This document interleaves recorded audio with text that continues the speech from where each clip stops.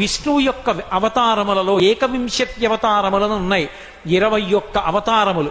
వాటిని స్మరిస్తే చాలు, వాటిని ఒక్కసారి జ్ఞాపకానికి తెచ్చుకుంటే చాలు. ఏనండి, మొట్టమొదట ఆదినారాయణుడు సనకసనందనాదులు, దాని తర్వాత వచ్చినటువంటిది యజ్ఞవరాహావతారం, యజ్ఞవరాహావతారం తర్వాత నారదుడు, నారదుడి తర్వాత నరనారాయణుడు, నరనారాయణుల తర్వాత వచ్చినటువంటిది కపిలావతారం, కపిలావతారం తర్వాత దత్తాత్రేయావతారం, దత్తాత్రేయావతారం తర్వాత యజ్ఞావతారం, యజ్ఞుని యొక్క అవతారం తర్వాత వృషభావతారం, వృషభావతారం తర్వాత వచ్చింది పృథుమహారాజు గారి అవతారం, పృథుమహారాజు గారి అవతారం తర్వాత వచ్చినటువంటి అవతారం మత్స్యావతారం, తర్వాత కూర్మావతారం, తర్వాత ధన్వంతరి, తర్వాత మోహిని, తర్వాత నరసింహుడు, తర్వాత వామనమూర్తి, తర్వాత పరశురాముడు, తర్వాత రాముడు, తర్వాత రామచంద్రమూర్తి, తర్వాత బలరాముడు, బలరాముడి తర్వాత కృష్ణ భగవానుడు, కృష్ణ